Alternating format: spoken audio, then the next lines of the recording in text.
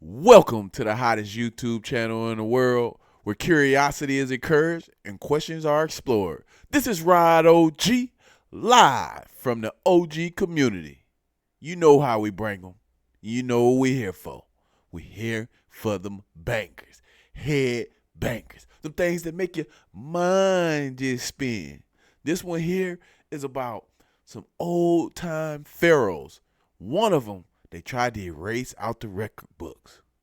Hey, but before we get into this video, let's make sure everybody stopping through is hitting that subscribe button. Don't just watch with the OG community, join the OG community. And for my day one OG supporters, even for the ones that just started, let's hype these videos up when we can. Say them hypes for me. And smash that like button. Smashing that like button helps push these videos through the algorithm so we can get this word out to the masses. The goal is number one, not two. Well, without further ado, let's get into this video. Have you ever wondered who the most feared god of ancient Egypt was? Meet Seth, the god of chaos, storms, and the desert. He's not like the other gods who bring peace and light. Oh no. Seth thrived in the shadows, controlling the unpredictable forces of nature. Seth was known for his fierce rivalry with his brother Osiris, the god of life and fertility. Jealous of Osiris's power, Seth did the unthinkable. He tricked Osiris and trapped him in a coffin, cutting him off from the land of the living. But that wasn't enough. Seth went further, shattering Osiris into pieces, spreading him across Egypt. What drove Seth to such madness? Was it envy? Or something darker? Many feared Seth's power, but the Egyptians also knew they needed him. Seth wasn't just destruction, he was also the protector of Ra, the sun god, fighting off the evil serpent every night to make sure the sun would rise again. He was both hero and villain, feared but also respected. What do you think about Seth? Was he misunderstood or truly evil? Drop your thoughts in the comments below. If you enjoyed this dive into Egyptian mythology, be sure to like this video and follow us for more incredible stories from the ancient world. You never know what legend will unfold next. They did a LiDAR scan down there and they found energy moving back and forth underneath this area. The crazy part is in the Emerald Tablets, Thoth talks about having built the halls of Amenti underneath the pyramid. That's just one of many halls of Amentis. And this halls of Amenti is a place where two things are located. Rejuvenation chambers, where he would transfer his mind into new bodies. There were these sarcophagi down there made of diorite, crystal diorite, that he would put a body in, one of his own bodies, not somebody else's body, fashioned bodies like avatars. And when his body wore out, he would put it inside of one of these chambers and he would transfer his consciousness into that body. And then the other body he would put in another chamber, let it rejuvenate. Then he would come out of the other one and walk amongst men, he says, but unlike a man.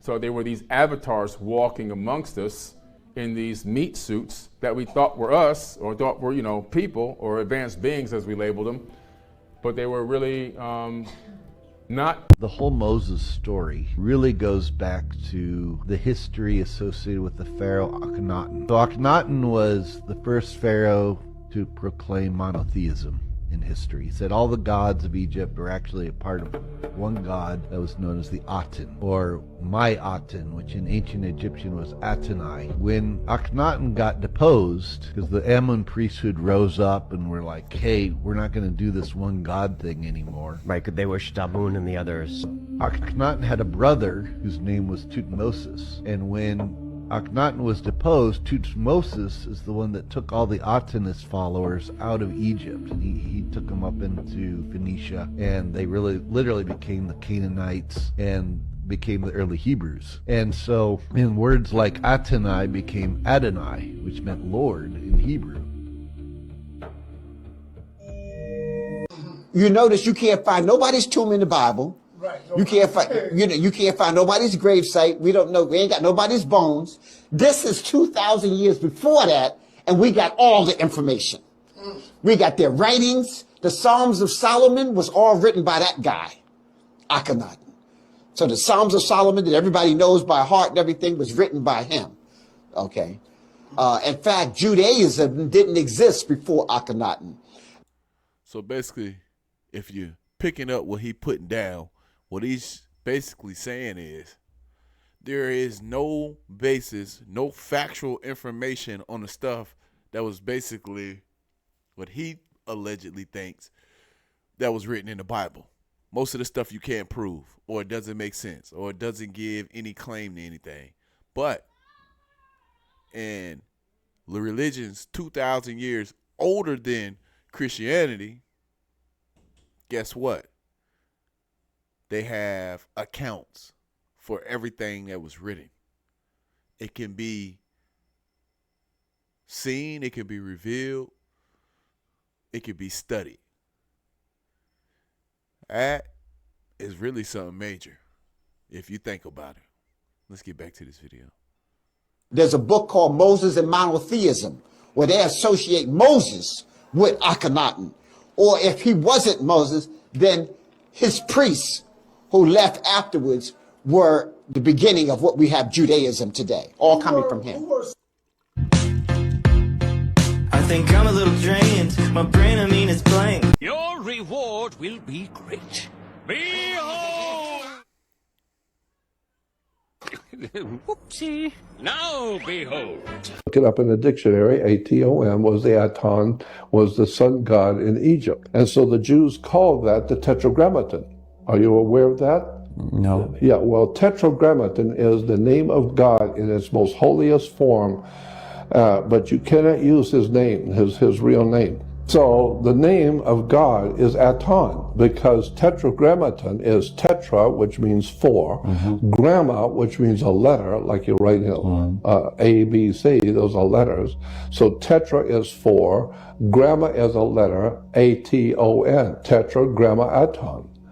But the Jews will tell you today, ask any Jewish rabbi or any Jews, what's the name of God? And they said, no, we can't use that. Can't use his name. Well, what do you call him then? We call him Tetragrammaton. Tetragrammaton, A-T-O-N. And then everywhere around the world, and every synagogue you will ever go into in any country of the world, you will always see God's name inside a sun. Always. As the rabbi explained to me, the Jews were not monotheistic, they were heno, spelled H-E-N-O, henotheistic. Henotheistic means choosing one God from a group. Of several. Of several. Did you know Aten, depicted not as a human or animal god, but as a radiant sun disk with outstretched rays, was the center of the most dramatic religious revolution in Egypt's history? Unlike the many gods of Egypt's vast pantheon, Aten represented pure, unfiltered divine energy, the light that fed crops, filled lungs with air, and animated all life on earth. When Akhenaten rose to power, he elevated Aten above every other deity, declaring him the sole universal god. Temples of Aten were unlike any before, roofless, open to the sky, designed so sunlight poured directly onto altars and offerings. Rituals emphasized illumination, purity, and a personal connection to the life-giving sun. Hymns described Aten as the force that awakened sleeping creatures each dawn and guided the rhythm of the natural world. Though Aten's dominance ended after Akhenaten's death, his brief reign reshaped Egyptian religion, art, and even architecture, leaving behind a legacy that still fascinates scholars today. Aten was not merely a god, he was a bold, radiant experiment in redefining the divine. Pharaoh Akhenaten abolished 2,000 years of Egyptian gods and replaced them with one, a single, invisible, all-powerful deity. Then he vanished in 1336 BCE. No body, no confirmed burial, just silence. After he disappeared, his name was chiseled off every monument in Egypt. Systematically, someone needed him gone from history. The hymn to Aten, carved around 1350 BCE, uses nearly identical phrasing to Psalm 104 in the Bible, word for word, written centuries before David allegedly composed it. Sigmund Freud published a book in 1939 arguing Moses was Egyptian, not Hebrew. His name, Mose, is pure Egyptian.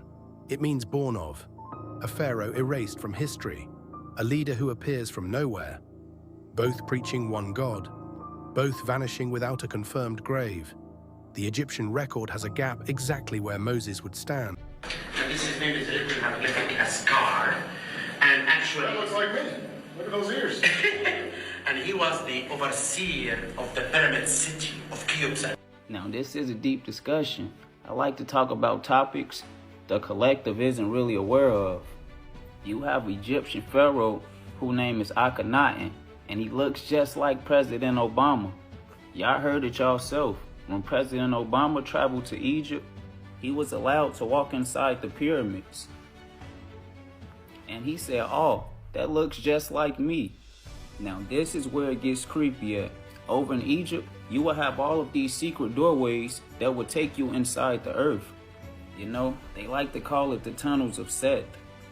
And as you go through these tunnels, there will be a whole underground civilization. They is playing with technology that we can't even imagine right now. And there is a conspiracy that they do all of their experiments and creations down in the basement of Earth. Akhenaten was once laid to rest under this great pyramid. I don't know what type of mummification and genetic splicing took place, but this looks just like President Obama, and I can't unsee it now. Now the big secret is, what did President Obama go to Egypt for? Because I know he wasn't just looking at no paintings on the wall.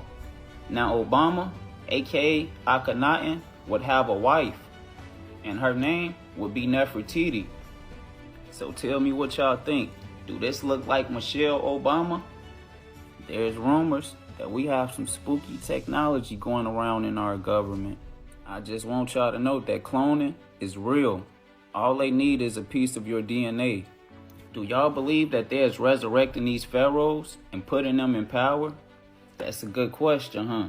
It's also a lot of pictures going around on the internet with these lines or cuts through Barack Obama's head. It almost looked like he had to get some type of head surgery.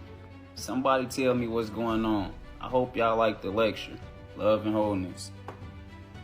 Before I forget, I remember you talking in the video about Tupac and his association with ancient Kemet. Well, Tupac was Akhenaten. I don't know that Tupac knew that. I think he may have known that right before he died. I write about this in the book, but it's not just that. More than any other person who has ever written music, I have written about reincarnation more than anybody. The second person is Tupac. First of all, in the song Blasphemy from the last album, he said, "We probably in hell already. Our dumb ass is not knowing. Everybody kissing ass to go to heaven ain't going. Put my soul on it. I'm fighting devil niggas daily, plus the media be crucifying brothers severely." So to mention crucify, right? Crucify, tell me I ain't God's son, nigga. My mama a virgin. Tell me I ain't God's son, nigga. Mama a virgin. Got evicted. We had to leave the birds. Back in the ghetto, doing wild shit. Looking at the sun, don't pay. Looking at the sun, don't pay. Criminal mind, all the time waiting for judgment day. They say Moses split the Red Sea. They say Moses split the Red Sea. I split the blunt and rolled the fat when I'm deadly. I split the blunt and rolled the fat when I'm deadly. Babylon, beware. Coming for the Pharaohs kids. Coming for the Pharaohs kids. Retaliation making legends off the shit we did. Still bullshitting niggas in Jerusalem, waiting for signs. God coming, she just taking her time. God coming, she just taking her time. Now this is the line that blows it all away. God coming, she just taking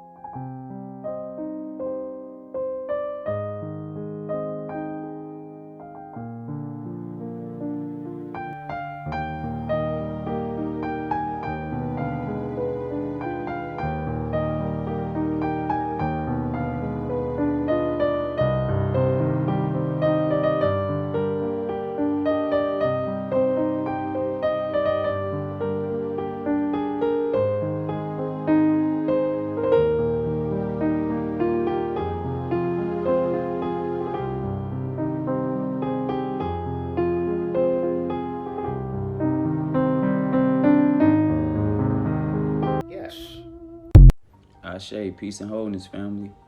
Now, a lot of people are not going to like what I'm about to say.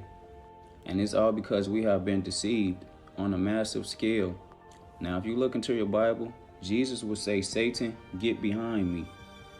A lot of your Christians will just overlook this in the Bible. Now, Satan will teach Jesus everything he knows. Now, let me break it down for you guys.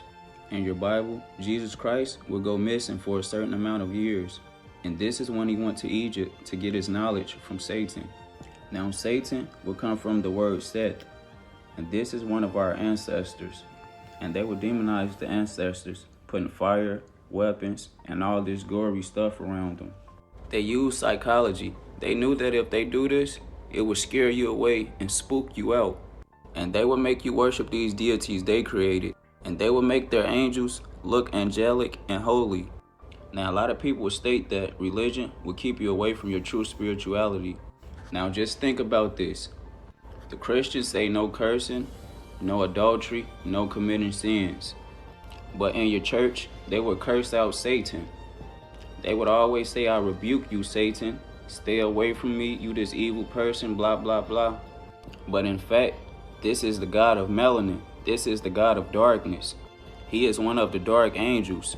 They flipped everything around and made you go against your ancestors. Everything that they told you was evil is really good. It was all flipped around. So in order to gain true knowledge, you must tap into anything that they tell you is spooky. All this stuff belongs to you.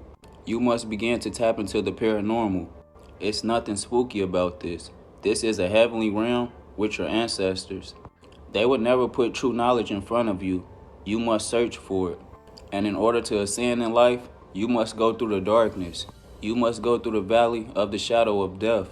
A lot of us have been lied to so much that we are scared of the truth. They will tell you that everything that is connected with darkness is evil. Even you, melanated gods and goddesses. Just think about it. The black cat is supposed to be evil. The black sheep of the family is supposed to be evil. They didn't want you going into the darkness. They flipped everything around and had you disrespecting your ancestors. But the dark angels are back now. And no, I'm not a Satanist. I'm not into religion. I am a God. And I respect all my ancestors. Maybe you should do the same. Peace and Ashe, family.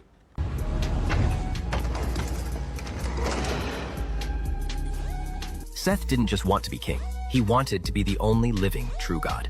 After stealing power from the Egyptian gods, Seth forged himself a divine armor, meant to hold every ounce of godly power he had taken. He took Thoth's brain, the knowledge of the god of wisdom, and implanted it into his armor, gaining ancient wisdom in return. He took Osiris's heart and placed it inside his own body, believing that gave him the right to rule over all. Next, Horus's eyes, the eyes of the sky god, which were not only weapons, but symbols of kingship. So Seth embedded Horus's eyes into his armor. He also took Nephthys's wings. With them, he could break free from the bounds of the earth. With all that stolen divine power fused into one, his strength reached its peak. But even so, it still wasn't enough. Because Seth wanted more than just Egypt. He wanted the entire universe. And to achieve that, he still needed one final artifact, Ra's divine spear. He wanted to replace Ra, steal the power of creation, destroy everything his father had built, and reshape the world into an eternal hell with himself as king forever. So Seth went straight to Ra and challenged the sun god himself. Ra raised his solar spear and unleashed the full blaze of the sun. The flames struck Seth with enough power to turn any god to ash. Seth immediately fell to his knees. Ra thought the battle was over, because no one could survive the power of the sun. But Seth was no longer the god he once was. He forced himself back to his feet and walked straight through the sunfire. Then, Seth struck back. He overpowered Ra, took the spear, and struck the sun god down. With Ra no longer guarding creation, Apophis finally made its move. The chaos serpent rose from the darkness and began tearing the world apart. Its power spread everywhere, even seeping into the underworld, and the land of the dead began to crumble. Anubis stepped forward, using his own power to hold back the destruction. But even he couldn't hold it off forever. He knew the three realms didn't have much time left. So he turned to Bek and told him to return to the mortal world as fast as he could, because there was still one god who had a chance to stop Seth. Horus, the sky god. He was the only one who could save the world. His brother, his name is Marduk in the Bible and the Jewish Torah, but in Egypt, his name is Amun-Ra. He's the one who said, whenever you give thanks, you say amen to me. You give thanks to me. This is why people say amen. They're not saying amen to the creator of the universe. They're actually saying amen to this guy who says a brutal killing ruler, an evil dude who was so jealous. He said, scratch that from my vocab. Listen, he said, there'll be no other God but me. That was the terminology that made it into the actual biblical text. I'm a jealous God. That made it into the biblical text. Why would the creator of the universe be jealous? This was Amun-Ra talking. You can look him up on the Jewish American Library and all that stuff. His name is all over the place. He's all in there interacting and talking and creating all kinds of issues and problems. And he told Akhenaten that you worship me and you get everyone to worship me and deface all the other gods. So Akhenaten started ordering and decreeing that all these things be chipped away everywhere you go. Chip away the faces, chip away the ears and noses. He told us it was the Romans when I went. Yeah, no. Akhenaten. Go into the super ancient history, you find that Akhenaten, that's why he was kicked out of Egypt. He was kicked out of Egypt, and when he left Egypt, he went to the Great Pyramid, and he went to that stone box area inside the king's chamber and took the Ark of the Covenant with him. See, Akhenaten claims, I, Thoth the Atlantean, master of mysteries, keeper of records, mighty king, magician, living from generation to generation, being about to pass into the halls of Amenti. These records of the profound wisdom of ancient Atlantis, laid down for the enlightenment of future generations, in the grand city of Kior on the island of Undal, in a bygone era, I embarked on this incarnation. This declaration highlights Thoth's discourse on reincarnation and renewal, echoing the sentiments found in 2 Corinthians 5:2-7, which states, we grow weary in our present bodies, and we long to put on our heavenly bodies like new clothing. For when we are clothed in heavenly bodies, we will not be spirits without bodies.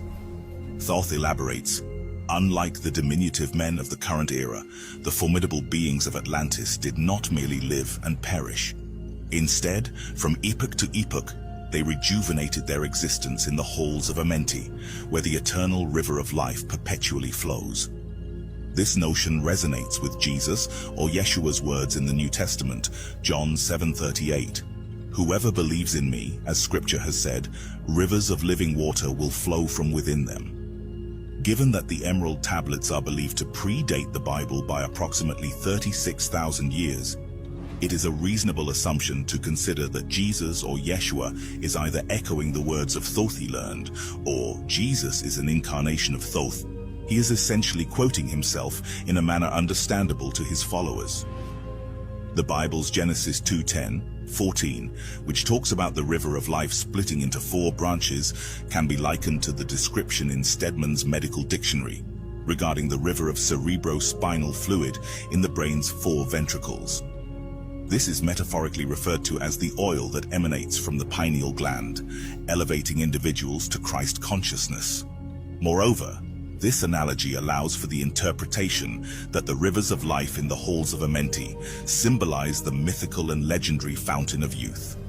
Additionally, Thoth proclaims, in a time yet unborn, will I rise again, mighty and potent, demanding an account from those I leave behind. This assertion mirrors the sentiment in Mark 9:31, where Jesus or Yeshua informs his disciples of his resurrection. Jesus further assures his disciples in John 14:20, I go away and come again unto you. Tell no one the Son of Man be risen again. This statement too alludes to the concept of reincarnation and the ability to incarnate at will, paralleling Thoth's teachings. Thoth also declares, while I speak in the halls of Amenti, my soul roaming free will incarnate, dwell among men in this form or another. Emissary on earth am I of the dweller, executing his commands so many may be uplifted. Now return I to the halls of Amenti, bequeathing some of my wisdom behind. This illustrates the concept of a spiritual mission and the dissemination of knowledge, further aligning the philosophies and missions attributed to both Thoth and Jesus. In subsequent eras, the essence of Thoth transitioned into human vessels as delineated in the texts, where he articulates within the regenerative confines known as the halls of Amenti, adopting the guise of humanity yet remaining distinct from mankind. Is it possible that Thoth used this gift of incarnation to be born a prophesized human baby and see what it's like to actually be born human, wiping away all his knowledge and memories until he was older and went back to the pyramids, to his spaceship or rejuvenation chambers to regain his memory data? Is this why when he returns to his home at the age of 30, he was fully potent in his power and who he was? Ready to lead his people and disciples against the oppressive Roman state and stop the money-hungry Jew priests. The concept of rejuvenation chambers has, in contemporary times, edged closer to reality through initiatives like the 2045 Avatar Project. This non-profit organization is at the forefront of pioneering technology, aimed at facilitating the transference of an individual's personality and consciousness into an alternative, non-biological host, thereby extending human life towards immortality.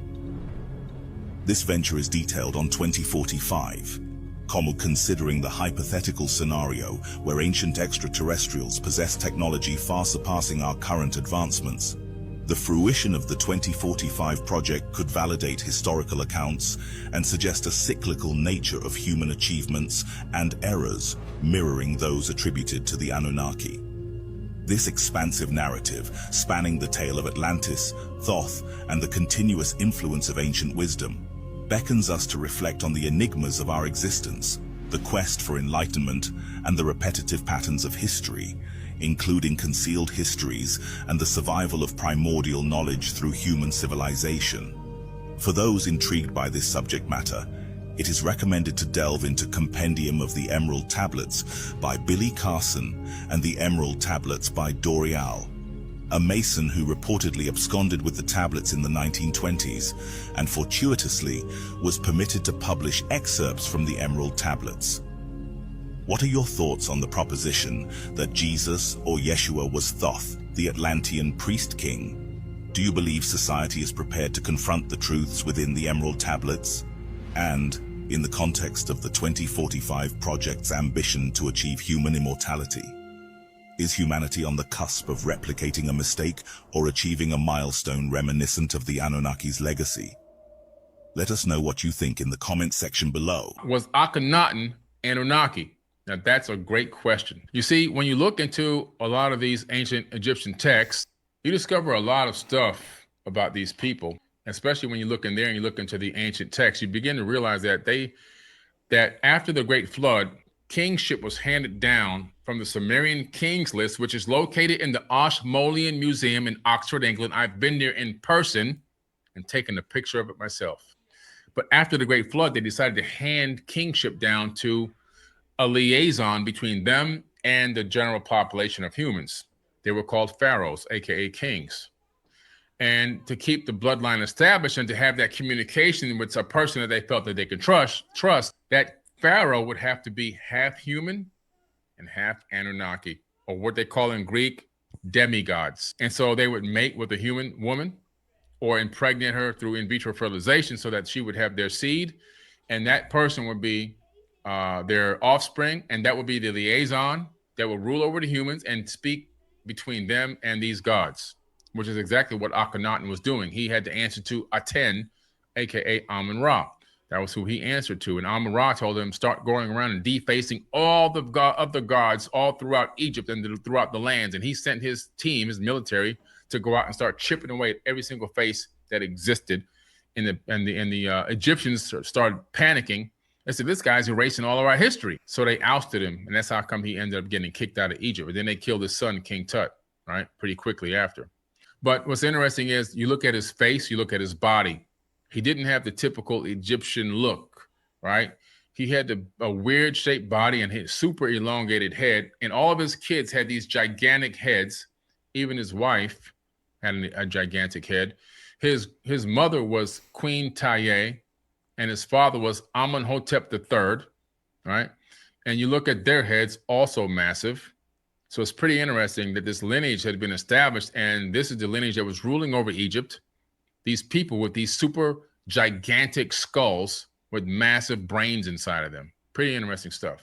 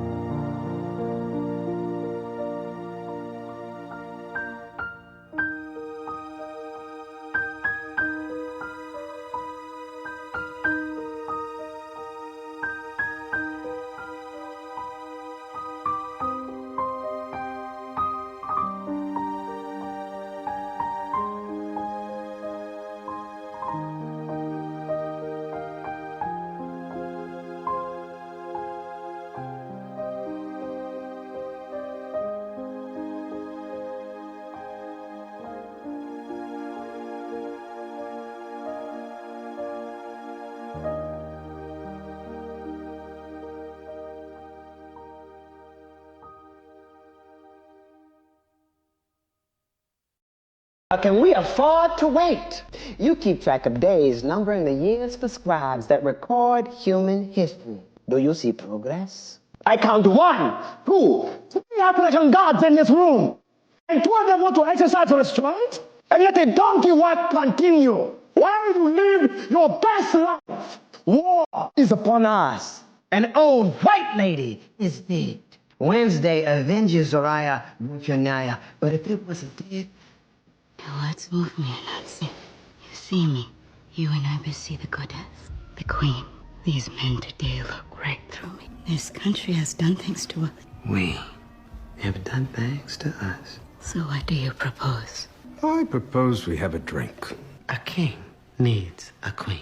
Here are the Greek gods and what Egyptian god they are. Part 3. Apollo is the Egyptian god Horus, or more specifically by Plutarch, Horus the Elder. And there was a city in Egypt that had a temple of Horus, and that city was called Apollonopolis because the Greeks considered Horus and Apollo to be the same deity. They're both deities of healing and also of the sun. Meanwhile, Artemis is considered to be the goddess Bastet, because Bastet is the goddess of childbirth and protecting women, just like how Artemis protected women. And also in the myth where the Greek gods escape from Typhon to Egypt, Artemis takes the form of a cat. Apollo and Artemis's mothers, her Egyptian equivalent is Wajet, who is considered to be a mother goddess in Egypt, and also she protected Horus, like how Leto protected Apollo. And even Pan has an equivalent with the Egyptian god of male fertility, Min. And Min was also associated with the Greek god Priapus too, because Min is shown to have a large dick. My head is covering that right now, you can't see that. But also, Herodotus identified Pan with Min. And there are many other Greek gods that are interpreted as Egyptian gods because the Greeks used to do this practice called Interpretatio Graeca, which is basically them identifying other foreign gods with their own gods. So yeah, follow for part 4. There too. Same shit. And you want to know where Egypt fall? I'm the first to tell you this, and the only one giving you this knowledge. That's why they don't talk about this dynasty pretty good. And that's why they deem his dynasty as the worst or the most shameful dynasty. Is because his dynasty in Egypt tell you exactly who the hell he is. Actually, his dynasty opened the can of worms to the point it exposed the matrix. His name is Akhenaten. There's a reason why they all hate Akhenaten. Because Akhenaten brings the spirituality of America to Africa. The sun. He was the only one to bring the children of the sun. He bring his children to the sun. He have a hieroglyph that show you that he picked his children to the sun. These were the children of the sun that he was showing you.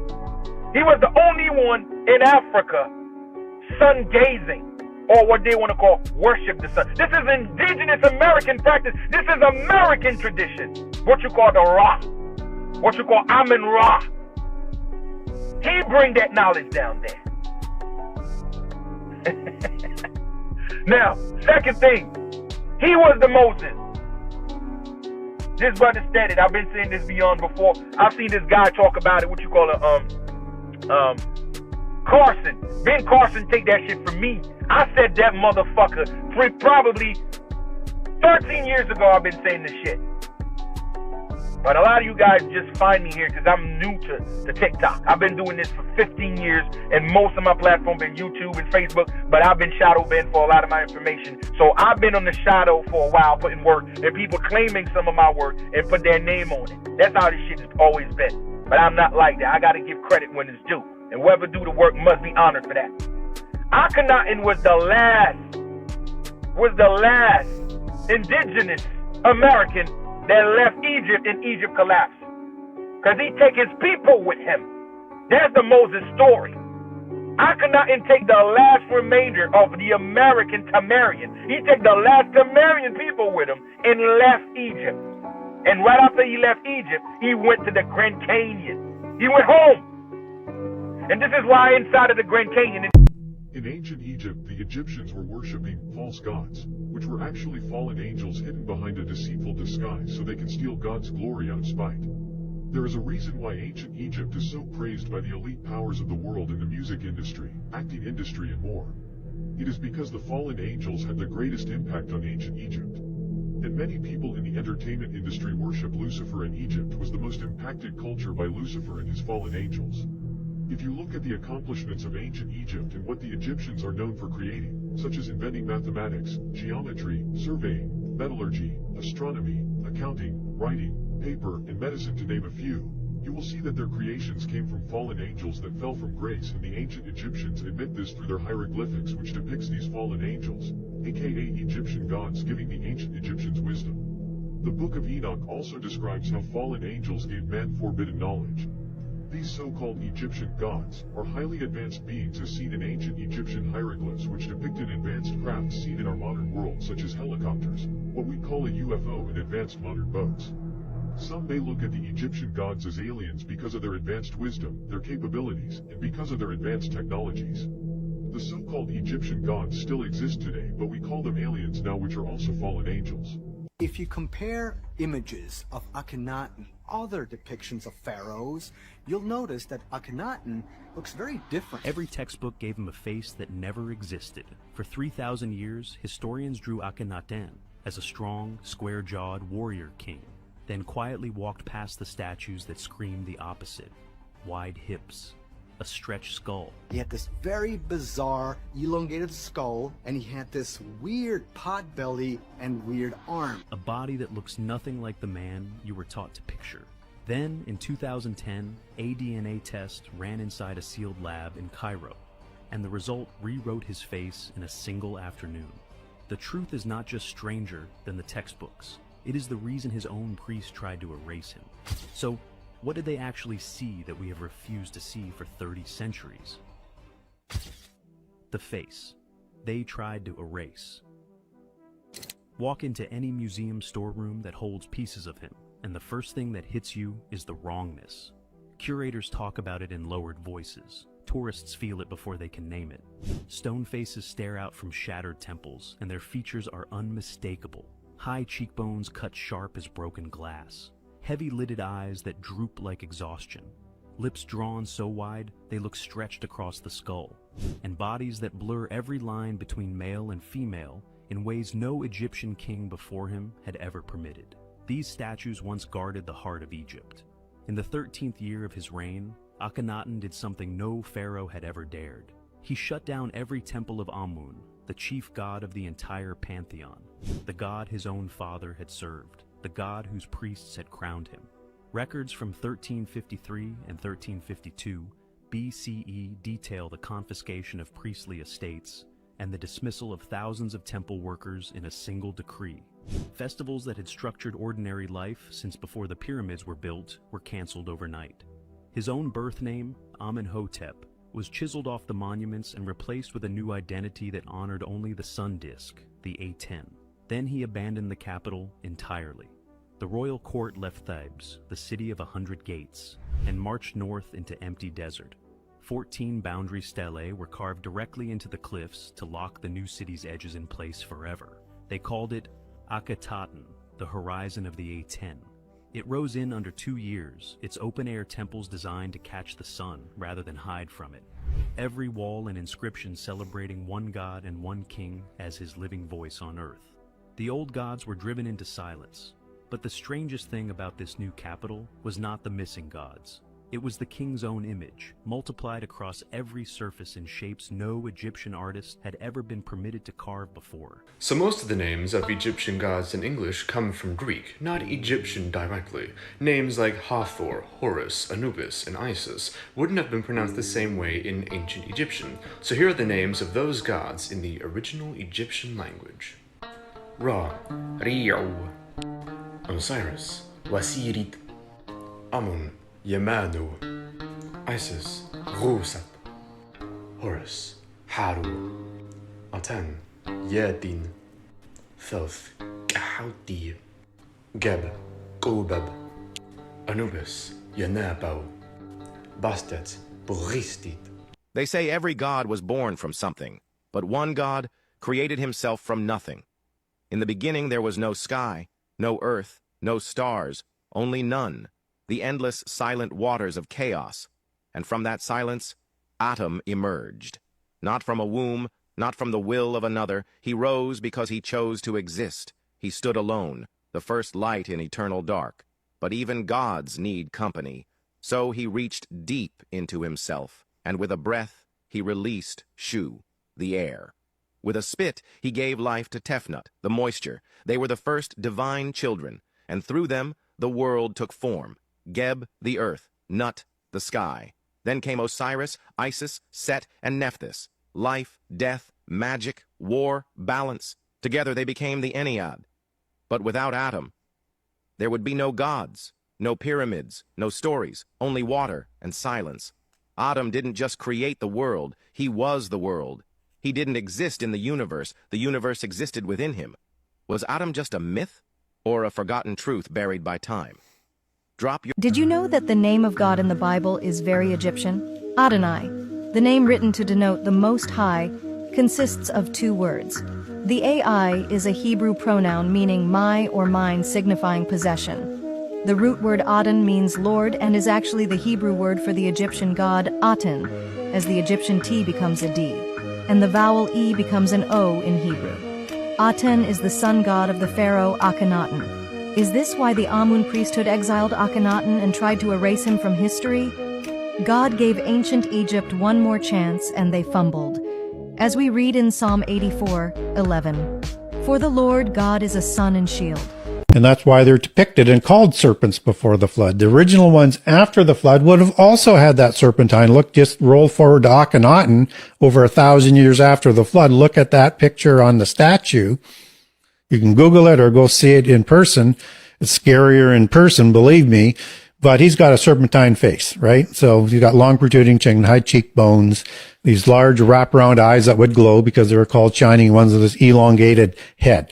Like it's a serpent's face. And it's still there 1,000 years after the flood because the kings were these Rephaim giants. And this from the seraphim line. Over time, they lose that through the intermarriage lest they go extinct. We already covered that. So now a cherubim, if depending on what form it takes, it could create a dark-haired giant like Gilgamesh that we described.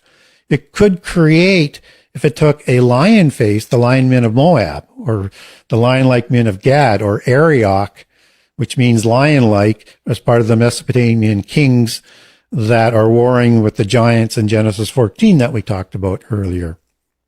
You could get a bird-faced giant, and we get these Tengu offspring in Southeast Asia. Tengu is a watcher god in the Southeast Asia pantheon, and one of them has a bird face and produced bird-faced offspring. So you can Google Tengu, and you'll probably get most of the image coming out of, say, Malaysia and more likely Japan. And this is the part that they lied to us about. Our ancestors, we ain't prayed to no fucking gods. There was no such thing as gods in ancient times. The Greeks made that up. Our ancestors called the gods the Netzers. And the Netzers, a Netzer is a single energy. This energy is a Netzer. Then that other energy that's not that energy is a Netzer. But all of the Netzers was just a part of the Netzeru, which was the one. So when they said, oh, our ancestors, they worshiping idol worshiping all these many gods. No, it wasn't no fucking many gods. It was one God that had many attributes. Just like you one person, but you got many attributes. You ain't just got no one part of yourself. The divine is the same. As above, so below. But it's about opening yourself, opening the channels to yourself. So those deities, so those energies could express through you. And then when you practice an energy for long enough, you become what you practice. And a good example of that is... Well, the one thing I can say is people definitely will want more than one God, more than one entity or whatever they want to pray to. And the reason why is because people don't necessarily care that they're praying to the correct God.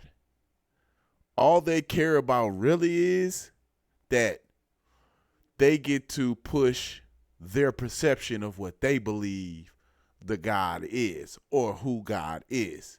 They don't care that who if it's right or wrong. They just want their idea of what they think God to be pushed on to everybody else. Right or wrong isn't a matter of anything that they care about.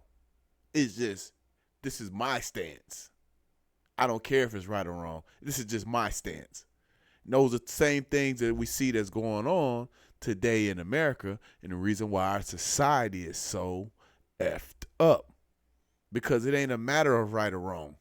They just want their beliefs and how they perceive things to be what is perceived or to be right. That's it. Let's get back into this.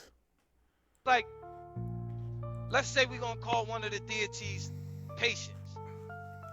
And I teach you about this deity named Patience. And I teach you, like, yeah, if you have patience and you allow this deity to live within you named Patience, you won't be stressed in traffic. You know, when kids getting on your nerves, it won't bother you. And you like, hell yeah, I want to call on that deity. Looking at it on some deity shit, right? And you like, and then you start practicing it. Like, yo, but you call on it by practicing it. You know, in the time when you're in traffic, just take a deep breath and allow the patience to live within you, right? And then if you keep practicing on calling on that deity named Patience, it's gonna be a day that's gonna come where you're not gonna have to practice it no more. You know why? Because you're gonna become a patient person. Anything you practice over and over, you become it. And this is why they say we became gods. It wasn't talking about you letting some shit in you and you all wiggling and you like, I let this. No. You just opened the channel for that deity to express through and you became it. So if you become patient, if you open the channel up for love, if you open the channel up for abundance, if you open the channel up for power, but once you open all of these channels to the higher aspects of self, then you can say you're a living God. Because those deities are living through you as you, and you are them. This is what our ancient ancestors taught. It ain't teach no pray to these deities and you calling on fucking Mayat like it's a person outside of you. No, Mayat mean practice balance. Practice harmony within yourself. When you see your thoughts fighting your body, you harmonize it. And the more you practice Mayat, you become Mayat. You start living in truth. And it automatically makes your heart lighter. And this is where your heart being balanced by feather. Because once you practice being balanced, nothing bothers you. Because I'm not, balance means I'm not looking at bad and good. I'm looking at the middle. So if it's no bad and no good, there's no fight. And once there's no fights within you, you got harmony. When you got harmony, you got balance. Your mind is on the same page as your body. Nobody fighting. And this is what gives you power. This is what Mayat stands for. It ain't no fucking lady in the sky with a fucking feather in her head waiting for you to call her name. Like, it ain't that. It's the energy that's that. But I'm not going to sit here and say that our ancestors didn't become a living example of that. So, of course, we did have an ancestor that name was Mayat that was so balanced that they named the fucking energy after her.